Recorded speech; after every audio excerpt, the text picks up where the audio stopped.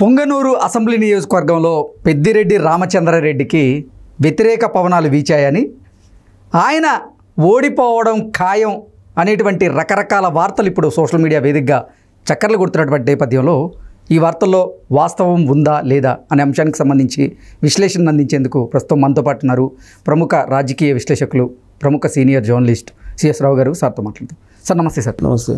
Sir, Peddireddy రామచంద్రారెడ్డికి Punganur assembly నియోజకవర్గంలో ఈసారి వ్యతిరేక పవనాలు వీచాయని, ఆయన అక్కడ ఓడిపోవడం ఖాయం అనేటువంటి సంకేతాలు కూడా బలంగా వినపడుతున్నాయి అంటూ రకరకాల వార్తలు ఇప్పుడు సోషల్ మీడియా వేదికగా చక్కర్లు కొడుతూ ఉన్నాయి. వీటి మీద మీ విశ్లేషణ ఏంటి?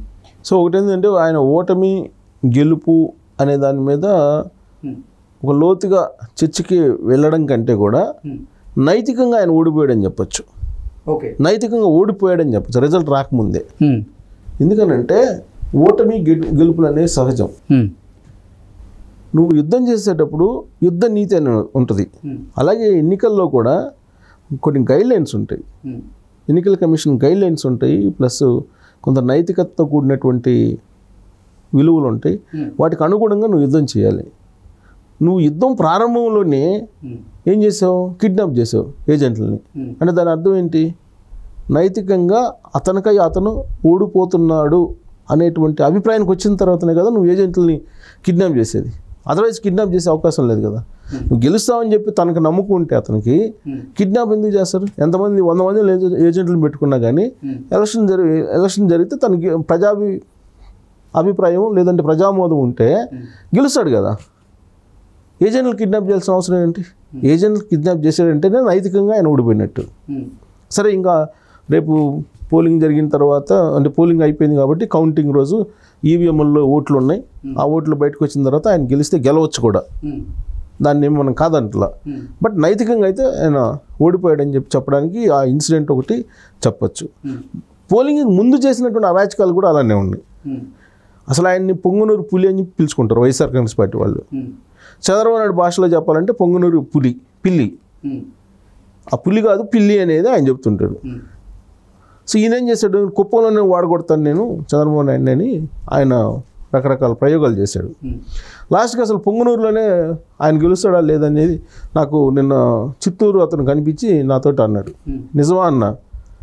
అవును సార్, నేను చెప్పింది నిజమేను, ఓడిపోయినా మీరు ఆశ్చర్యపోవసరం లేదు అని చెప్పుకోవచ్చు. ఎందుకు ఓడిపోతారు ఏంటి అని అంటే, చాలా వ్యతిరేకత ఉంది అతని మీద, వ్యతిరేక ఓటు బాగా పడింది, ఓడిపోయినా మీరు ఆశ్చర్యపోవసరం లేదని చెప్పారు.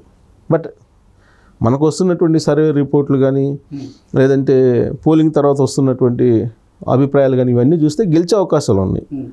ఇది ఈవీఎం బాక్సులో నిక్షిప్తమైనటువంటి ఓట్ల ద్వారా గెలిచేటువంటి అవకాశం ఉందని చెప్పి వస్తున్నాయి. బట్ అక్కడ జరిగినటువంటి పరిస్థితులు, అక్కడ ఆయన వ్యవహరించినటువంటి తీరు, ఇవన్నీ కనుక చూస్తుంటే కనుక నైతికంగా అతను ఓడిపోయారు. అంటే అతను ఓడిపోతాడని ముందే తెలిసేమో, అందుకే ఆ ఓటమిని అంగీకరించలేనటువంటి పరిస్థితుల్లో ఇవన్నీ చేసి ఉంటారు అనేది ఒకటి. ఇంకోటి ఏంటంటే, ఆయన హడలిపోయాడు. ఇప్పుడు బాగా కాన్ఫిడెంట్గా యుద్ధం చేయగలం అనుకున్నప్పుడు కత్తి పట్టుకొని వెళ్ళటం వేరు, భయంతో కత్తి పట్టుకొని వెళ్ళటం వేరు. భయంతో ఆయన ఎలక్షన్ చేశారనిపిస్తుంది. ఎందుకు భయపడ్డారు అని అంటే, నల్లారి కిరణ్ కుమార్ రెడ్డి ఏ విధంగా అటాక్ చేశారు రాజకీయంగా అతన్ని అనేది మనం చూసాం. కాళ్ళు కొట్టుకున్నాడు, డిసిసి ప్రెసిడెంట్ కోసం కాళ్ళు కొట్టుకున్నాడు పెద్దిరెడ్డి అనే దగ్గర నుంచి రాజకీయ అటాక్ ప్రారంభమైంది. నల్లారి ఫ్యామిలీకి ఒక ప్రత్యేకమైనటువంటి గుర్తింపు ఉంది చిత్తూరు జిల్లాలో, రాజకీయ నేపథ్యం ఉన్నటువంటి ఫ్యామిలీ. ఆ ఫ్యామిలీ నీడన ఎదిగినటువంటి రాజకీయ నాయకుడు పెద్దిరెడ్డి రామచంద్రారెడ్డి. అలాంటి పెద్దిరెడ్డి రామచంద్రారెడ్డి కిరణ్ కుమార్ రెడ్డి మీద, అలాగే కిషోర్ కుమార్ రెడ్డి మీద ఆయన చేస్తున్నటువంటి విమర్శలు తనకే బూమరాంగ్ అయినాయి. ఓకే. సో పెద్దిరెడ్డిని విమర్శించడానికి కూడా కొంత తెలుగుదేశం పార్టీ వాళ్ళు అక్కడ ధైర్యం చేయలేకపోయిన వాళ్ళు ఉన్నారు. అలాంటి పరిస్థితుల్లో భయంకరమైనటువంటి వాయిస్, ప్రజల్లోకి వెళ్ళేటువంటి వాయిస్ వినిపించినటువంటి నాయకుడు కిరణ్ కుమార్ రెడ్డి. కిరణ్ కుమార్ రెడ్డి అలాగే కిషోర్ కుమార్ రెడ్డి వాళ్ళ బ్రదరు, నల్లారి ఫ్యామిలీ. సో దాంతో ఆయన కొంత బలహీనపడ్డాడు. తర్వాత సీకే బాబు, ఒకప్పుడు సీకే బాబు చిత్తూరు జిల్లాలో ఆయనకి రాజకీయపరమైన ఫాలోయింగ్, మాస్ లీడర్గా పేరుంది. అలాంటి సీకే బాబుని తొక్కేశాడు పెద్దిరెడ్డి రామచంద్రారెడ్డి. రాజశేఖర రెడ్డి బతికున్న రోజుల్లో చిత్తూరు జిల్లాలో పెద్దిరెడ్డి రామచంద్రారెడ్డికి రాజకీయంగా ఎదుగుదలకి అవకాశం ఇవ్వాల. కానీ సీకే బాబుకి రాజశేఖర రెడ్డి అవకాశం ఇచ్చాడు. రాజశేఖర రెడ్డి బతికున్నంత వరకు సీకే బాబుది హవా నడిచింది అక్కడ. రాజశేఖర రెడ్డి ఎప్పుడైతే చనిపోయాడో అప్పుడు జగన్మోహన్ రెడ్డి రాజకీయాలు మొదలైన తర్వాత పెద్దిరెడ్డి రామచంద్రారెడ్డిని ప్రోత్సహిస్తూ సీకే బాబుని తొక్కేయటం మొదలుపెట్టారు. కానీ ఇప్పుడు సీకే బాబు తెలుగుదేశం పార్టీకి అండగా నిలిచాడు. సో ఒకవైపు సీకే బాబు, ఇంకోవైపు నల్లారి కిరణ్ కుమార్ రెడ్డి, నల్లారి కిషోర్ కుమార్ రెడ్డి, వీళ్ళిద్దరూ చేసినటువంటి ఫైటు పెద్దిరెడ్డి రామచంద్రారెడ్డి ఈవీఎంలో నిక్షిప్తమైనటువంటి ఓట్ల ద్వారా కూడా ఓడిపోయేటువంటి అవకాశం ఉంది. దాంట్లో ఆశ్చర్యపోవసం లేదనేది ఆ జిల్లాలో ఉండేటువంటి వాళ్ళు చెప్తున్నటువంటి మాట. కానీ మనకు వస్తున్న సమాచారం వేరే ఉంది, ఆయన గెలుస్తాడని వస్తుంది. కానీ అక్కడ ఉండేటువంటి వాళ్ళు చెప్పేటువంటి మాట ఏంటంటే పెద్దిరెడ్డిని ఇంకా భరించలేనటువంటి పరిస్థితిలో ఉన్నారు అక్కడ ప్రజలు. పెద్దిరెడ్డి ఇసుక నుంచి మైనింగ్ వరకు ఏదీ వదలలేదు, ఆయన అన్ని రకాలుగా ఎన్ని చేశాడో అన్నీ చేశాడు అని చెప్పి అక్కడ ప్రజల్లో ఉన్నటువంటి అభిప్రాయం. ఆ విషయాన్ని వైఎస్ఆర్ కాంగ్రెస్ పార్టీ నుంచి వెళ్ళినటువంటి అంటే వెళ్ళలేదు, వైఎస్ఆర్ కాంగ్రెస్ పార్టీ నుంచి ఉన్నటువంటి ఎమ్మెల్యేలే చెప్పారు. వైఎస్ఆర్ కాంగ్రెస్ పార్టీ ఎమ్మెల్యే చెప్పాడు కదా, తెలుగుదేశం పార్టీకి వెళ్ళాడు ఆ తర్వాత ఆయన, మీరు ఎట్లు చెప్పిందే కదా నేను చేసిందని చెప్పి. తాడేపల్లి పిలిచి వాళ్ళు నీ గ్రాఫ్ బాగలేదు అన్నప్పుడు చిత్తూరు జిల్లాలో ఉండేటువంటి ఎస్సీ ఎమ్మెల్యేలు ఒకళ్ళిద్దరు వాళ్ళు ఏం చేసి చెప్పారు, మేము ఏం చేసామయ్యా, మీరు ఎట్లు చెప్పినట్టే మేము పెద్దరెడ్లు చెప్పినట్టే మేము విన్నాం కదా, మేం చేసేది ఏముంది, మేము చేసింది ఏం లేదు అక్కడ. ఎంఎస్ బాబు మేము చేసేది ఏం లేదు కదా, వాళ్ళు చెప్పినట్టు చేసాం కదా. మరి అసలు నేను చేసింది ఏముంది, 5 సంవత్సరాల్లో ఆ పెద్దరెడ్లు ఏం చెప్పారో అదే కదా నేను చేశాను, మీరు నా గ్రాఫ్ బాగాలేదని మీరు ఎట్లా చెప్తారు అంటూ ఆయన ప్రెస్ మీట్ పెట్టి మరీ మాట్లాడారు. ఆయన ప్రెస్ మీట్ పెట్టి అక్కడ కూడా చెప్పాడంట, తాడేపల్లిలో కూడా. తాడేపల్లి చెప్పిన విషయాన్ని ప్రెస్ మీట్ చెప్పి ఆయన అనౌన్స్ చేశాడు. కాబట్టి పెద్దిరెడ్డిది ఎన్ని రకాల అకృత్యాలు చేయాలో అన్ని రకాలు చేసేసాడు అక్కడ.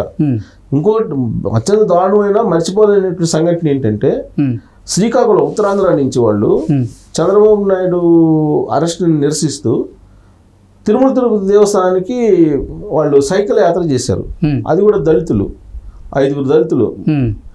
వాళ్ళు వెళ్తూ వెళ్తూ పొంగునూరు నియోజకవర్గం మీదకి వెళ్తుంటే వాళ్ళని ఆపేసి బట్టలు కూడా తీసి నగ్నంగా నిలబెట్టి వాళ్ళని కొట్టి వాళ్ళ సైకిల్ దించి జెండాలను దించేసి నడుచుకుంటూ పంపించారు. అంటే అది పాకిస్తాన్ బోర్డరా